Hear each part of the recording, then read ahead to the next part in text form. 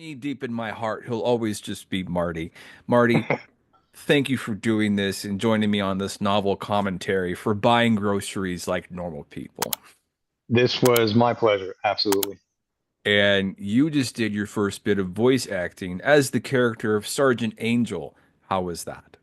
It was interesting. It was my first time. Actually, I've had a lot of first times with you, Lester. We've had sex. Well, let's not go there, buddy. No, but seriously. Yeah. So I collaborated with you on a short story. I edited uh another story with you, and now I'm voicing part of that story. So that's for me. That's an interesting. It's interesting for me. I know you've been doing it for the past, Jesus, what, almost 20 years now, right? 12, whenever 2000. 23rd. Yeah. We talked about this when I met you in 2009.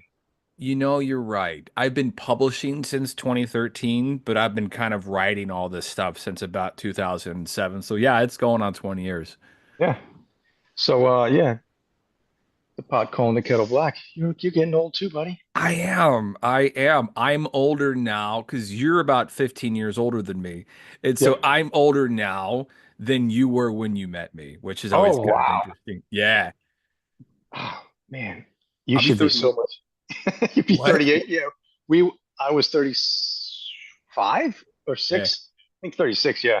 Yeah. Yeah. Oh wow, you're pushing 40. It's bad. Yeah. Hey, like we're men. We don't grow up, we grow old. Yes. And grow sore. Yeah.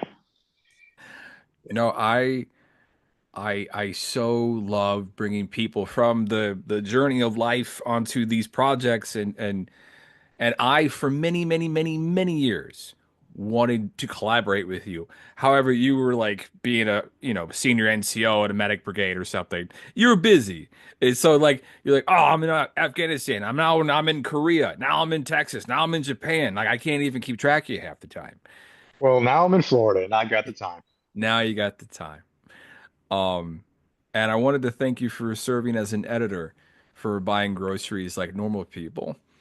And I wanted to kind of get your perspective on it, what your thoughts were. You're the person who's probably read it as many times as I have, like front to back. Yeah, this was a great story. It was actually a fairly easy edit, to be honest with you. I didn't want to put a lot of my own thoughts or direction into the story. I basically wanted to keep it as pure as possible to to your pen on the paper. So yeah, this was this was a labor of love for you, a little bit at least. But this was a good story. I think stories like this kind of open up um, what it's like to be a soldier or sailor, marine, what have you, when you do stories like this. But from your perspective, what it's like to be a soldier. And yeah, this is going to take place in the future, but really, I've read text back from 2,000 years ago talking about the Spartans, and obviously the dialogue back then isn't something that we know exactly, but they fucked around with each other all the time, just like we do today, and just like we'll do in case in case the apocalypse happens, and squids are attacking us and eggs are coming out of our throats. So, um, Yeah, so I I I, I really enjoyed this. It was very uh, I like the dialogue. Let's just put it that way. I that was always my strongest suit was dialogue. Um and kind of the economy of storytelling. I'm always a big believer in that, where if something doesn't serve the narrative, you should cut it, right? Yeah. If it's not completely essential to the narrative, then you should cut it because you're wasting your reader or your listener's time. Like I was, and the person listening to this will have already, like, this is going to be at the end of the audiobook, so we can spoil whatever we want here. Got it. Like there's in chapter 8, the cabin, there was this scene, I'm listening to the audiobook, where he wakes up and he's like, he talks to the imaginary Tommy Sampson in his head, right? Because Tommy's already dead, and that's how he Right. copes with things, as he makes imaginary friends. And uh and then he talks and he relives his memory of Tommy saying it's okay for him to date his cousin.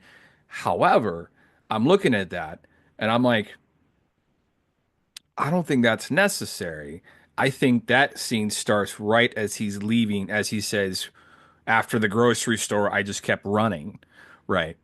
Yeah. Because like I'm like, oh, that should be like a deleted scene, and that'll probably be the deleted scene somewhere on this video. And yeah, this was a labor of love. It was a labor of catharsis, quite a bit as well. Yeah. There was a lot of emotions that were built into this, and I do like I like the flashbacks. You know, I like the flashbacks, and I like the end. Yeah, I mean, let's just cut to the chase. I really like the end. I'm not a guy that likes a happy ending yeah. because life doesn't always have a happy ending. It almost never does. Your character is very conflicted, right? He has a lot of guilt, guilt that he wasn't the son he wanted to be, but also he wanted to have the father he always dreamed of, and didn't have that. However, with all that, he still seeked out to help his dad, and the guilt that he felt for not being there in time at the end was palpable. Yeah, You know, even though dad wasn't the best person in the world, and you're Carmichael, Sean Carmichael was um, trying to help out as much as he can, and having his leader mentor kind of help him out at the same time. I think speaks volumes to the character itself. You know, not a not a killer, not a savior. I would say like a real person, right? just a guy. Just a guy that you can relate with Yeah, just in uh, just a in a world guy that's gone trying to to. shit. What's that? In a world that's gone to shit. Yes, it's. I wanted him to be, because I mean, so in so much of my real life, I I had to take a lot of responsibility for things growing up, or as and then when I had to take a lot of responsibility earlier than a lot of people did, and there was always like this pressure, right? And Yeah, so, working through a lot of stuff in therapy, I'm like, oh, just give all this shit to your characters, right? Like yeah, this book is therapy for me. Um, and I wanted it to be a guy who has always had the weight of the world on his shoulders. And of course you can't carry that because you're just a dude. yep. And it's a guy who's actually kind of incredible, who just is a survivor, who just keeps surviving. But, you know, he sees the ghost of all the people he failed and stuff. And But he also has good instincts. yeah, There is a silver lining, right? Because he met Rosie. he met Rosie. Yeah. And of course, Rosie was played by my wife on the audiobook. And and the the scene where we meet isn't quite real life, but it's close. Yeah, And she had a good time. She helped me rewrite that a few times, and whenever I write like a character for her, I just kind of hand her the laptop and I just go get another beer and just go into the other room for a few minutes, and she just does whatever to it, which is great. And you know, and I love that. I love that he tried his best to save Tommy Sampson, right? yeah, Like he's gonna blame himself a lot, but really the fact that he even got the fuck out of there in the first place yeah, as like the mortars were coming in, right? It was a miracle. And the fact that they survived the weeks or months or whatever yeah. was a miracle. And and and and So, and you were a soldier longer than I was, but you understand this just as well. So much of life, especially when it's hard and it's scary, uh, it's you're trying, especially like when you're an NCO, you're trying to perform miracles, right? Being a medic, you were a magician. We were Yep. performing miracles, right? And the bitch of it is you can't perform miracles all the time, no matter how many times you try to, now how many days you can, right? Eventually, it all catches up to you, Yeah. and and ooh, I'm getting sad. Just I'm opening up and getting vulnerable, Marty. This is like therapy. I love it. Um, If you want to join me next week at this same time on Sunday, we can do this, a little bit. I'm very cheap. I as charge, long as you take TRICARE. Um, but no, I gave Winston Carmichael my guilt from my childhood. I gave him my nostalgia for the army when I blew up the aid station with a mortar strike. I gave Mhm. him um, you know, my sort of identity as an NCO when when I killed Tommy Sampson, and and it was a lot of that, and I was just like he stripped this guy to his core, and what is he? He's just a guy that fucking performs miracles, but kind of feels guilty because he can't save everybody. He can like change the world, but you know, it's His expectations are larger than what can be accomplished in reality. absolutely. And let me ask you this. Does Rosie come to find him? Or is that in his head? Wow. I haven't considered that. Yeah. I mean, reading the story, I would say Rosie was a real person. Yeah. But wow, you just planted a seed. Yeah. I like it. No. Um, but I wanted to write it to where uh as you're reading it, you're like, did she come find him? Or is he like, because he's been kind of on the verge of a mental breakdown the whole time. Yeah. Did he finally snap? Right. And because like he says goodbye to his imaginary dad, and then I was like, oh, well, like what if he does that, but then he creates this whole other figment of his imagination, and the last line of the book is you're not alone anymore. But then my thought was like, well, maybe he still is, and he just doesn't even realize it. But no, for it's I haven't written the sequel yet, but I have a few ideas in mind. Okay. And in those sequels, Rosie is there, if only just to keep my wife uh interested in wanting to perform more. Well, then you have to have a salacious sex scene. That's all I'm saying. I don't think that my wife who went to Catholic school is going to go with that. I kid, I kid. No, she uh no, and I was really proud of her work on this too because I don't think you've heard this yet, but when it's all done, I'll send you a copy. Um, Normally when I write work for her, she kind of plays this like monotone robot, right? She does like AI hologram pretty well. Okay. And but for this one, she's actually kind of like, she emotional. Like it's the best acting she's done. Um, yeah. You have anything else you wanna add about the book? Any other thoughts you had? I love the MRE coffee. I love the mention of the MRE coffee Yeah. because that's just it's just if the casual reader will read that and think, wow, it's just MRE coffee, it's not thinking much about it.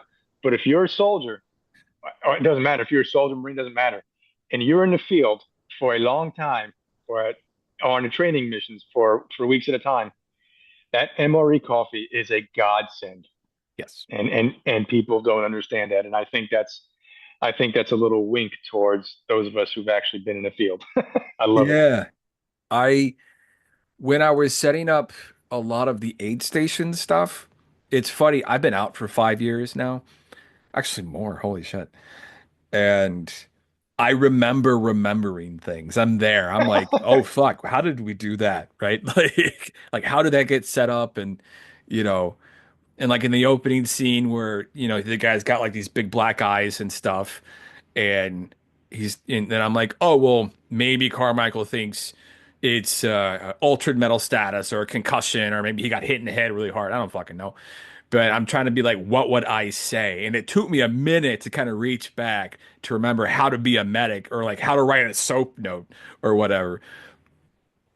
I think Yeah. I took that. I think that me being a medic also, I took that for granted. But um, yeah, he went right into business, right? He didn't.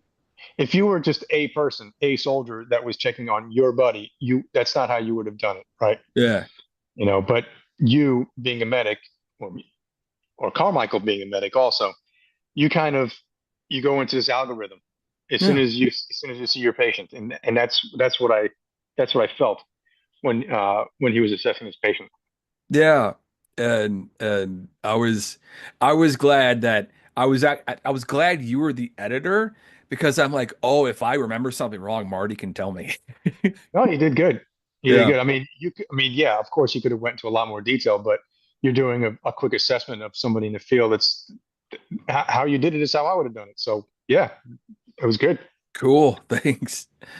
Um and I won't say a name, but I in my current job, I am mentoring somebody to take my spot, and because I'm going on parental leave here really soon, Yeah. and um, I got to pull a lot of from that relationship and put it in Tommy Sampson.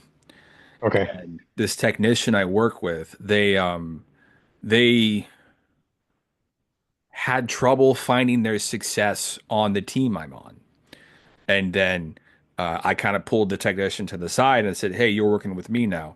And so then I just spent like 6 months being really patient and just working with them because like our attention deficit disorder vibrates at the same frequency. And so I was able to basically get them to find their success and perform.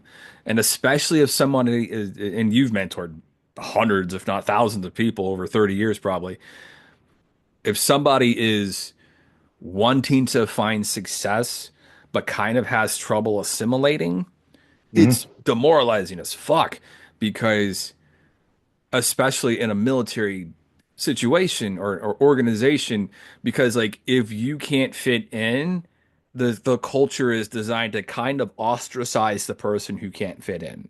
Yeah. And I've been on that end of the ostracization many times because I couldn't fit in. And so, because I couldn't perform for whatever reason. And I recognized that in this person, this technician I work with.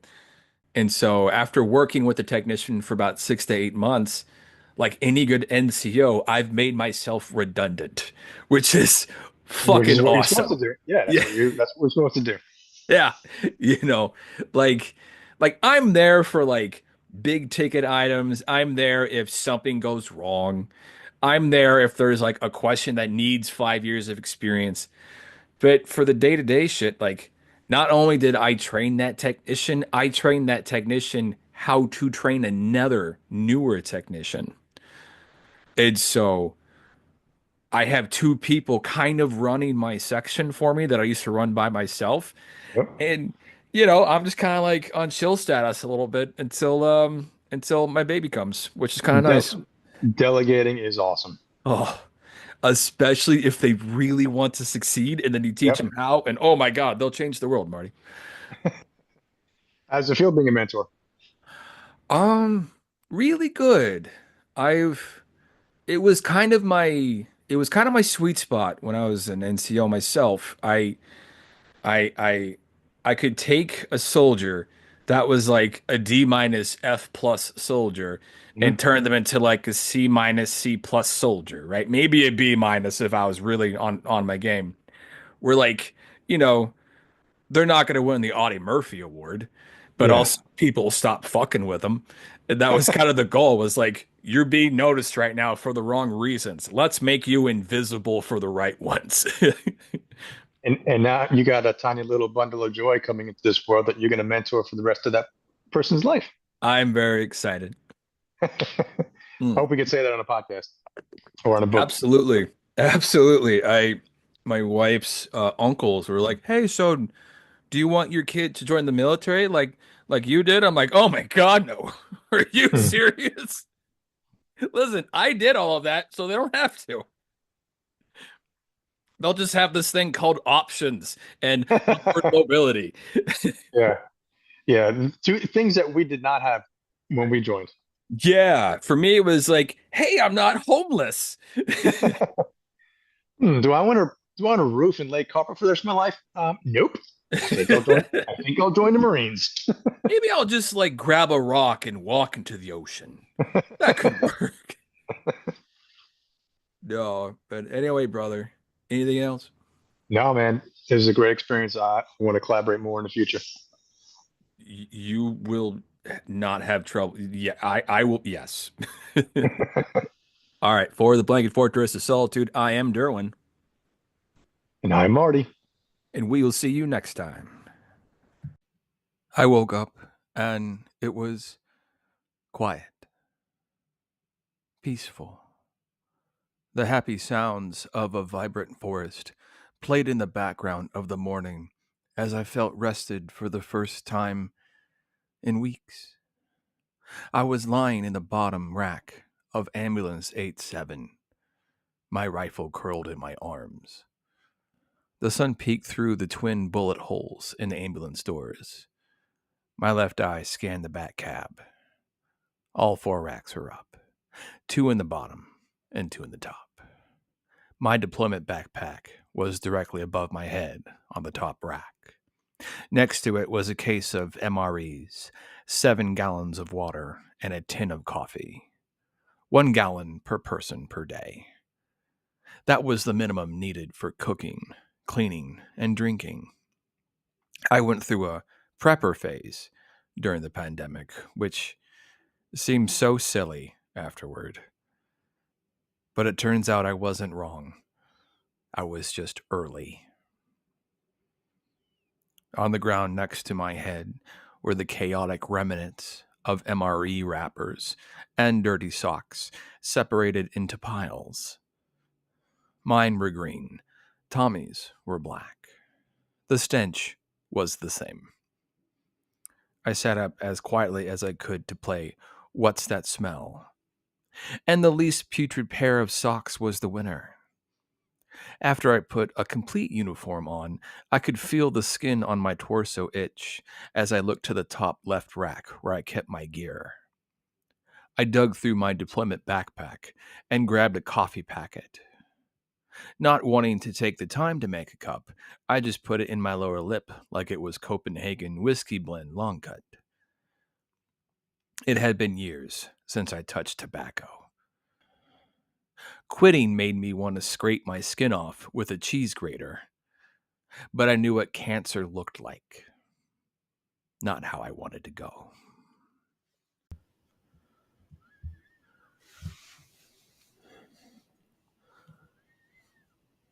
I ordered my usual Colombian dark roast coffee. Just pause. Can I give feedback? What you got? I think you just take out Colombian. Sounds a little uppity. Fair enough. It's my usual dark roast. I'll just take black coffee. You can say dark roast, but black works too. It's like, who is this person? Anyway, Hold on. you didn't even know what. When I asked you today at the coffee at Panera, what kind of coffee you're like, I don't know. So you're not a. Oh yes, I like my Colombian black dark roast. You just like it black. Yeah.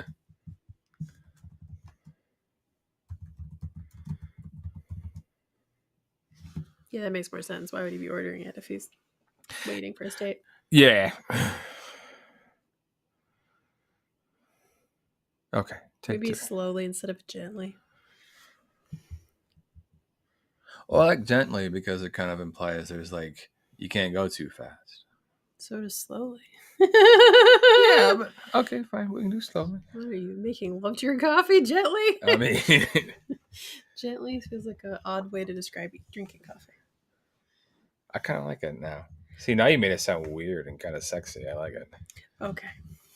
I do think it's weirdly sexy, but okay. I mean, this is the sexiest scene, so sure. Let's see me doing a really sexy voice.